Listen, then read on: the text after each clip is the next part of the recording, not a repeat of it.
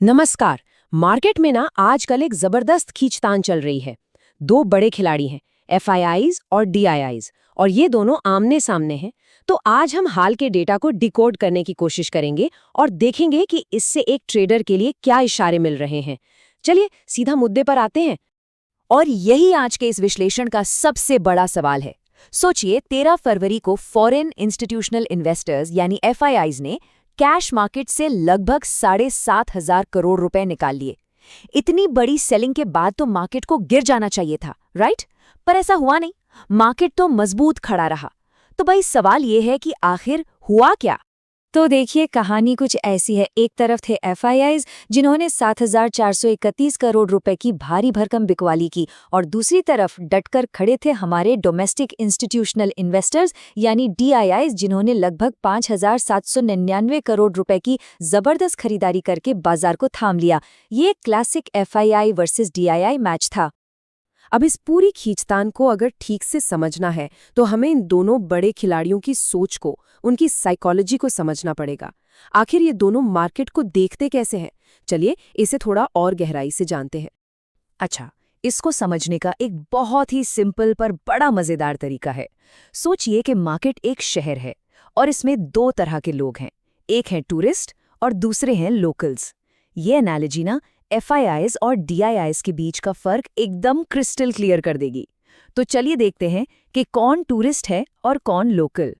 तो सबसे पहले मिलते हैं हमारे टूरिस्ट से, यानी एफआईआईज, फॉरेन इंस्टीट्यूशनल इन्वेस्टर्स। ये वो बड़े इन्वेस्टर्स हैं जो भारत के बाहर से हमारे बाजारों में पैसा लगाते हैं।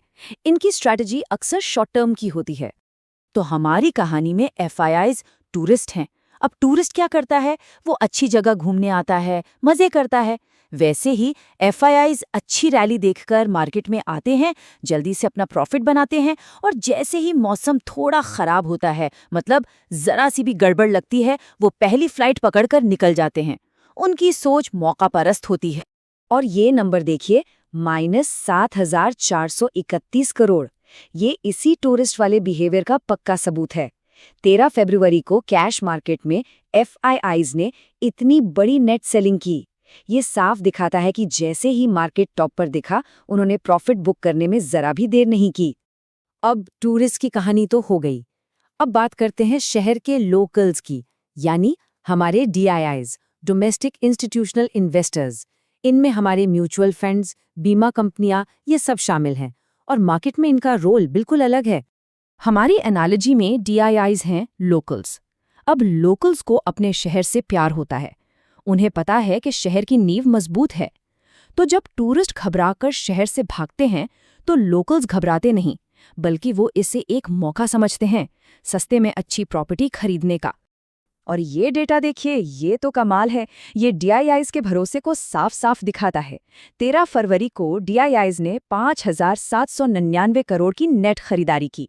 अब मजे की बात यह है कि ये आंकड़ा उस तारीख तक उनके पूरे महीने की खरीदारी से भी ज्यादा था। इसका मतलब ये हुआ कि उन्होंने एक ही दिन में पूरे महीने से ज्यादा खरीद लिया। ये गिरावट पर खरीदने का कितना मजबूत सिग्नल है, सोचिए। तो ठीक है, प्लेयर्स की साइकोलॉजी तो समझ आ गई। अब ये समझना भी जरूरी है कि ये लड़ाई किस मैदान पर लड़ी जा रही है। चलिए निफ्टी के कुछ इंपॉर्टेंट टेक्निकल लेवल्स पर नजर डालते हैं, जो हमें मार्केट की असली सिचुएशन बताएंगे।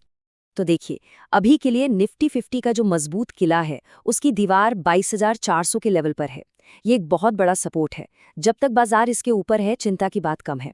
वही ऊपर की तरफ 22,650 से लेकर 22,800 का जो जोन है, वो एक बड़ी सी छत है। ये रेजिस्टेंस है। बाजार को नई रफ्तार पकड़ने के लिए इस छत को तोड़ना ही पड़ेगा। और एक और दिलचस्प चीज हो रही है, जिसे कहते हैं कैपिटल रोटेशन, मतलब पैसे की अदला बदली। ऐसा लग रहा है कि एफआईआईज जैसे बड़े खिलाड़ी इन्फोसिस जैसे आईटी स्टॉक से अपना प्रॉफिट निकालकर बाहर जा रहे हैं, और वहीं डीआईआईज जैसे इन्वेस्टर्स हिंडाल्को जैसे मेटल स्टॉक्स में वैल्यू ढूंढ रहे हैं और खरीदारी कर रहे हैं। मतलब पैसा एक जेब से निकलकर दूसरी में जा रहा है। तो ठीक है, इतनी सारी जानकारी मिल गई। पर अब सबसे बड़ा सवाल ये है कि एक ट्रेडर को इन सब बातों को देखकर करना क्या चाहिए? आखिर स्ट्रैटेजी क्या हो? चलिए अब इस पर फोकस करते हैं। ये लाइन ना आज के मार्केट को एकदम परफेक्टली समझाती है। जब इंडिया विक्स, जिसे डर वाला इंडेक्स भी कहते हैं, बढ़ा हुआ हो तो इसका मतलब है कि मार्केट में तूफान आने की आशंका है। ऐसे में सिर्फ ये सोचना कि मार्केट ऊपर जाएगा या नीचे काफी नहीं है। एक पक्की सोची समझी स्ट्रैटेजी चाहिए। देखिए, इंडिया विक्स अभी 13.46 के आसपास है। इसका सीधा सा मतलब है कि बाजार में बेचैनी बढ़ी हुई है और इसका सीधा असर पड़ता है ऑप्शंस के प्रीमियम पर, यानी उनकी कीमतें बढ़ जाती हैं। अब अगर कोई चीज महंगी हो गई है तो उसे सीधे सीधे खरीदने में रिस्क और लागत दोनों ज्यादा है ना? तो होता ये है कि पूरा फोकस ही बदल जाता है। अब गेम सिर्फ दिशा पकड़ने का नहीं रहा, बल्कि लिमिटेड रिस्क के साथ खेलने का हो गया है। इसीलिए ऑप्शन स्प्रेड्स जैसी स्ट्रैटेजीज काम आती हैं, जहां प्रॉफिट और लॉस दोनों पहले से तय होते हैं। ये इस तूफानी माहौल में एक स्मार्ट मूव है। तो चलिए इन सब जानकारियों को मिलाकर एक क्लियर कट एक्शन प्लान बनाते हैं कि एक इंटरमीडिएट निवेशक के लिए आगे का रास्ता क्या हो सकता है। यहाँ 3 रास्ते हैं और सब कुछ 22,400 के इस जादुई लेवल पर टिका है। प्लान नंबर 1, अगर निफ्टी इस लेवल के ऊपर बना रहता है तो इसका मतलब है बाजार थोड़ा टाइम पास करेगा, एक रेंज में रहेगा।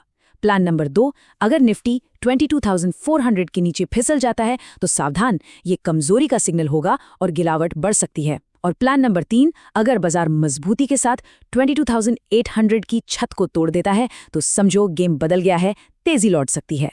और आखिर में एक बड़ा सवाल जो सोचने पर मजबूर करता है, आज के दौर में जब हमारे अपने DIIs, हमारे लोकल्स इतने ताकतवर हो गए हैं, तो क्या FIIs की ये बिकवाली वाकई कोई बड़ा खतरे का सिग्नल है, या फिर मजबूत घरेलू खरीदारी के सामने ये सिर्फ एक शोर बनकर रह गया है? इस पर सोचिएगा जरूर। आज के लिए बस इतना ही।